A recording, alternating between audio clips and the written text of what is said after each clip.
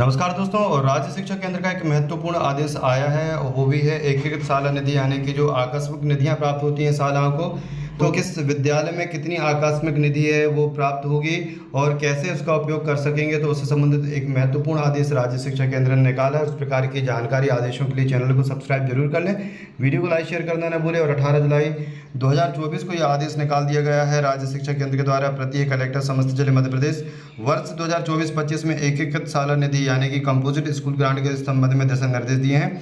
समग्र शिक्षा अभियान के PAB मिनट्स दिनांक 5/4/2024 के अनुसार वार्षिक अनुदान की दरों को शालाओं में दर्ज छात्रों की संख्या के आधार पर तय किया गया है। समग्र शिक्षा अभियान के तहत वार्षिक अनुदान में नामांकन के आधार पर निम्नानुसार दरों पर स्वीकृति दी गई है। 1 से 30 जो नामांकन शालाएं हैं वहां पर 10,000 की राशि आएगी। 31 से 100 जहां छात्र दर्ज हैं वहां पर 25,000, और 101 से 250 के बीच में जहां पर छात्र दर्ज हैं 50,000, और 250 यानी कि 251 से अधिक जहां पर दर्ज होंगे तो वहाँ पर 75,000 रुपये की जो है कंपोजिट स्कूल ग्रांट, जैसे कि एकीकृत सालाना निधि कहते हैं, ये पर उपलब्ध होगी। उल्लेखनीय है कि एक परिसर एक साला के कारण उसके स्वरूप में परिवर्तन हुआ है। अब एकीकृत साला कक्षा 1 से 8, कक्षा 6 से 10, कक्षा 6 से 12, कक्षा 1 से 10 एवं कक्षा 1 से 12 की हो गई है। अतः समग्र शिक्षा अभियान के तहत प्राप्त वार्षिक अनुदान की राशि का उपयोग सभी कक्षाओं के लिए समुचित रूप से किया जाना होगा। विद्यालय की आवश्यकता एवं सामाजिक गतिविधियों को ध्यान में रखते हुए शाला प्रबंध समिति, शाला प्रबंधन एवं विकास समिति के आनुपातिक रूप से किया जाना है। शाला प्रबंध समिति, शाला प्रबंध एवं विकास समिति के अनुमोदन उपरांत राशि व्यय की जा सकेगी। विद्यालय के पास कुल उपलब्ध राशि में से आनुपातिक व्यय हेतु सुझात्मक गतिविधियाँ निम्नानुसार हैं। और किस प्रकार कितने प्रतिशत राशि किन कार्यों में खर्च कर सकते हैं, तो वो यहाँ पर सुझावात्मक घटक दिए हुए हैं। और दूसरी साइड दिया है व्यय हेतु अनुपातिक राशि का प्रतिशत। तो स्वच्छता एक्शन प्लान शाला में स्वच्छता कार्य योजना एवं क्रियान्वयन संबंधी निर्देश विस्तृत सुझावात्मक विवरण परिशिष्ट आ में दिए हुए हैं। तो स्वच्छता एक्शन प्लान के अंतर्गत शाला की जो एकीकृत सालाना निधि का 10% यानी कि 10,000 यदि आपको प्राप्त है तो उसका 10% की 1,000 रुपये आप स्वच्छता में खर्च कर सकते हैं। इसके बाद हम देखते हैं नंबर 2 है भवन का रखरखाव में प्रयोगशाला उपकरण, पुस्तकालय उपकरण, फर्नीचर, मरम्मत, विकासखंड से शाला का पुस्तक परिवहन, कक्षा 9 से 12, पुताई, बिजली बिल, लघु संरचना एवं विद्यालय के सूचना पटल की व्यवस्था, शाला संचालन के समय एवं दैनिक गतिविधियों के अंतर्गत शाला परिसर, शिक्षक एवं विद्यार्थियों की स्वच्छता संबंधी कार्यवाही हेतु व्यय किया जा सकता है। इसमें एकीकृत सालाना निधि का 30% यानी कि 10,000 है, तो 3,000 जो है वो यहाँ पर इसमें भवन के रखरखाव प्रयोगशाला में खर्च किया जा सकता है। इसके बाद हम देखते हैं स्कूल चले हम जो ग्राम वार्ड रजिस्टर है उसको अद्यतन करना, जनशिक्षा योजना का निर्माण करना, चौपाल मेला, शिक्षा सभा डॉक्यूमेंटेशन में कुल राशि का 10% रहेगा। इसके बाद विद्यालय हेतु आवश्यक स्टेशन एवं सामग्री क्रय प्राथमिक एवं माध्यमिक शालाओं के लिए यहाँ पर आप देख सकते हैं प्राथमिक एवं माध्यमिक शालाओं के लिए कुल राशि का 5%, यानी कि बहुत 10,000 है तो केवल 5% यानी कि 500 रुपये यहाँ कर सकते हैं।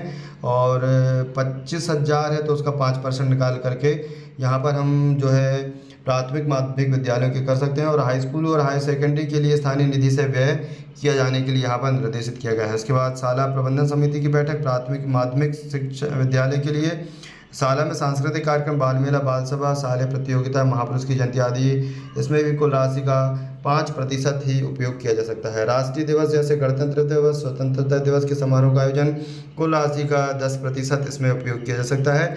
कलर, चाक, डस्टर, बालक बालिकाओं की पुस्तक पर आवश्यकता अनुसार cover, copy, pen, pencil, rubber, colour box, drawing book, बच्चों के बैठने हेतु प्लास्टिक मैट, दरी, माध्यमिक शालाओं के लिए विज्ञान सामग्री के साथ साथ ऑनलाइन शैक्षणिक गतिविधियों का ध्यान रखते हुए आवश्यक सामग्री यथा pen drive, internet, smart class से संबंधित व्यय किया जाए। प्रयोगशाला उपकरणों का रखरखाव, मरम्मत, बदलाव, प्रयोगशाला सामग्री को क्रय। यदि विज्ञान फंड की राशि पर्याप्त न हो तो कुल राशि का 20%।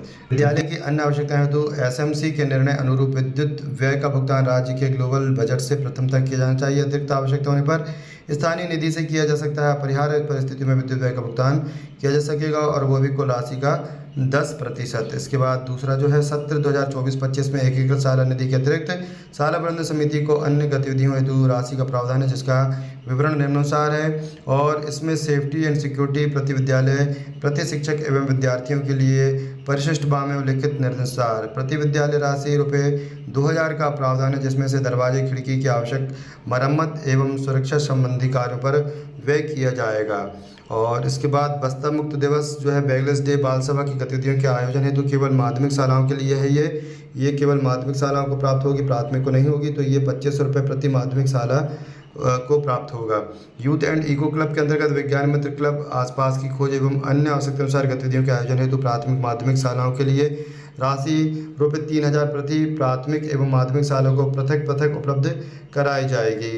तो यहाँ पर भी कुछ कमी की गई है राशि में। इसके बाद खेलकूद एवं शारीरिक शिक्षा हेतु प्राथमिक माध्यमिक स्तर की शाला एवं एक परिसर एक शाला के लिए प्राथमिक जो है यहाँ पर आप देख सकते हैं कि 5000 एवं माध्यमिक शालाओं के लिए 10,000 के लिए प्रावधान है।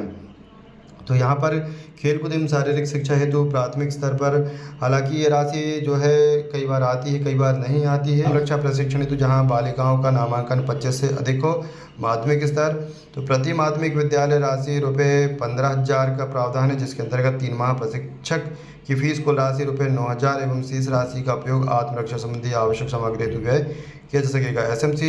SMDC के प्रशिक्षण हेतु प्रति विद्यालय ₹500 का बजट प्रावधान है। और floor games indoor and outdoor प्रति विद्यालय राशि ₹3000 का प्रावधान है। इसके बाद 2.1 है उपरोक्तानुसार खंडिका 2 में लिखित मदवार राशि का विवरण भारत सरकार द्वारा सत्र 24-25 के लिए वार्षिक कार्ययोजना में स्वीकृत प्रावधान अनुसार है। समग्र शिक्षा अभियान में राशि की उपलब्धता के आधार पर मदवार राशि संबंधित शाला द्वारा व्यय की जा सकेगी। खंडिका 2 में लिखित राशियों के व्यय के संबंध में विस्तृत निर्देश एवं राशि का आवंटन संबंधित कक्ष के द्वारा किया जाएगा। उपरोक्त अनुसार खंडिका 1 एवं 2 में उपलब्ध कराई गई राशि के व्यय हेतु प्राथमिकता का क्रम निम्नानुसार होगा। विद्यालय में ग्रीन बोर्ड, ग्रीन चाक एवं ब्लैक बोर्ड को व्यवस्थित सुधार पेंट का कार्य, छात्रों के बैठने हेतु फर्श दरी एवं फर्श में आवश्यक सुधार कार्य। तीसरा जो है वो है फ्लोर गेम्स के अंतर्गत फर्श में ही विभिन्न प्रकार के गेम्स एवं चित्रों की आकृति के साथ इंडोर एवं आउटडोर गेम्स हेतु निर्देशानुसार उपयोग किया जा सकेगा। नंबर 4 है उपरोक्त के अतिरिक्त एकीकृत शाला निधि से शालेय सुविधाओं के विकास हेतु विस्तार हेतु सुझावात्मक दिशा निर्देश निम्नानुसार है। नंबर 4.1 का जो है वो विद्यालय में नियमित साफ सफाई हो, बच्चों को बैठने के लिए प्लास्टिक मैट हो जो पूरे कमरे के नाप से हो, जिस पर बच्चों को पारस्परिक दूरी को ध्यान में रखते हुए बिठाया जा सके तथा जिसे आसानी से साफ भी किया जा सके। 4.2 शासन द्वारा शाला में बच्चों के लिए उपलब्ध कराई जा रही सुविधाओं की सूचना शाला से बाहर दीवार बोर्ड पर प्रदर्शित की जाए ताकि जनसमुदाय ग्राम के लोगों को इसकी जानकारी हो जाए। इसे शाला की बाहरी दीवार पर काला पेंट पुतवाकर उस पर सफ़ेद पेंट से लिखवाया जाए। यह भी देखने में आता है कि अधिकांश बच्चों की किताबें 1-2 माह से में फटने लगती हैं तथा उनके आगे के पार्ट गायब हो जाते हैं। अतः यह आवश्यक है कि सभी बच्चों की पाठ्यपुस्तकों पर कवर चढ़ाया जाए ताकि बच्चे उसे साल भर अच्छे से इस्तेमाल कर सकें। इसके लिए कवर इत्यादि चढ़ाने हेतु राशि का व्यय शाला निधि से किया जा सकता है। कवर को सेलो टेप से चिपकाया जाना भी उचित होगा ताकि वह लंबे समय तक टिका रहे। 4.4 शाला में तापमापी एवं वर्षा मापक यंत्र की उपलब्धता सुनिश्चित करें ताकि बच्चे उसे दैनिक तापमान एवं वर्षा की जानकारी प्राप्त कर उसे अंकित करें तथा उसके माध्यम से नियमित मौसम की ज्ञान प्राप्त करें। क्रय की प्रक्रिया, यहाँ यह विशेष ध्यान देने की आवश्यकता है कि जरूरी नहीं है कि उपरोक्त समस्त कार्य प्रत्येक शाला में किया जाना आवश्यक हो। सामग्री कार्य गतिविधि एवं कार्य की प्राथमिकता आवश्यकता के आधार पर कक्षा 1 से 8 की शालाओं में पूर्ववत मध्य प्रदेश भंडार क्रय नियम तथा अन्य एक शालाओं में समग्र शिक्षा वित्तीय मैनुअल का पालन करते हुए क्रय किया जावे। एक परिसर एक शाला हेतु राशि मुख्य शाला के द्वारा व्यय की जाएगी। सर्वप्रथम शाला प्रबंधन समिति की बैठक शासन के प्रावधानुसार SMDC SMC आयोजित की जाकर शाला की वास्तविक आवश्यकताओं का आकलन किया जाए। बैठक में ही आवश्यकता अनुसार क्या क्या कार्य सामग्री क्रय की जाना है आवश्यक है उसके औचित्य के आधार पर निर्णय लिया जावे। लिए गए निर्णय को शाला प्रबंधन समिति की बैठक में कार्यवाही विवरण में दर्ज किया जाकर उपस्थित सदस्यों को पढ़कर सुनाते हुए उनके हस्ताक्षर लिए जाए। सामग्री क्रय के बाद अकादमिक समिति के सदस्यों को बुलाकर सामग्री के निर्देश के अनुसार सत्यापन करा लें। इसके बाद शाला प्रबंधन समिति के सचिव द्वारा उक्त सामग्री को स्टॉक रजिस्टर में दर्ज किया जाए। दुकानदार को भुगतान PFMS मॉड्यूल के द्वारा किया जाएगा। यदि प्रदाय की गई सामग्री सत्यापन के दौरान क्रय आदेश के अनुसार नहीं पाई जाए तो दुकानदार को इसे लौटाते हुए आदेश के अनुरूप सामग्री प्राप्त करें। स्व सहायता समूह के माध्यम से सामग्री क्रय करने की प्राथमिकता दी जाए। भुगतान पश्चात रसीद प्राप्त कर वाउचर फाइल में लगाएं। क्रय सामग्री के बिल वाउचर आदि को वाउचर फाइल में संधारित कर क्रय की गई सामग्री को स्टॉक पंजी भंडारण पंजी में दर्ज किया जाए और शाला प्रबंध समिति एसएमसी की सचिव अध्यक्ष द्वारा अपने हस्ताक्षर से संलग्न निर्धारित प्रारूप में जन शिक्षक के माध्यम से जिला शिक्षा केंद्र एवं जिला शिक्षा अधिकारी को उपयोगिता प्रमाण पत्र भेजेंगे। उपयोगिता प्रमाण पत्र प्राप्त करने की जिम्मेदारी सहायक परियोजना समन्वयक वित्त एवं अतिरिक्त जिला परियोजना समन्वयक की होगी। प्रत्येक शाला को जारी प्रदाय राशि लिमिट के व्यय का त्रैमासिक उपयोगिता प्रमाण पत्र आवश्यक रूप से प्राप्त किया जाएगा तथा उपयोगिता प्रमाण पत्र के आधार पर व्यय राशि का समायोजन किया जाएगा। सभी शालाओं के उपयोगिता प्रमाण पत्र नस्ती से क्रम में रखे जावे।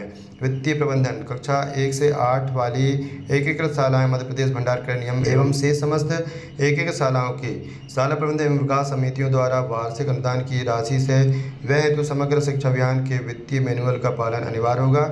6.2 सत्र 2024-25 में समग्र शिक्षा अभियान के अंतर्गत सालावार निर्धारित लिमिट के आधार पर राशि व्यय की जाएगी। संचालक राज्य शिक्षा केंद्र हरजिंदर सिंह। तो एक थोड़ा सा परिवर्तन यहाँ पर हमें देखने के लिए आ रहा है और सुझावात्मक जो घटक हैं उससे संबंधित भी यहाँ पर जानकारी दी है, तो आप इसे स्टॉप करके देख सकते हैं, पढ़ सकते हैं। मेन चीज़ें जो है कितनी राशि है, कब कहाँ खर्च करनी है और इससे संबंधित महत्वपूर्ण जो है वो हमने आपको जानकारी दी है। सेफ्टी एवं सिक्योरिटी प्रति विद्यालय यहाँ पर आप देख सकते हैं।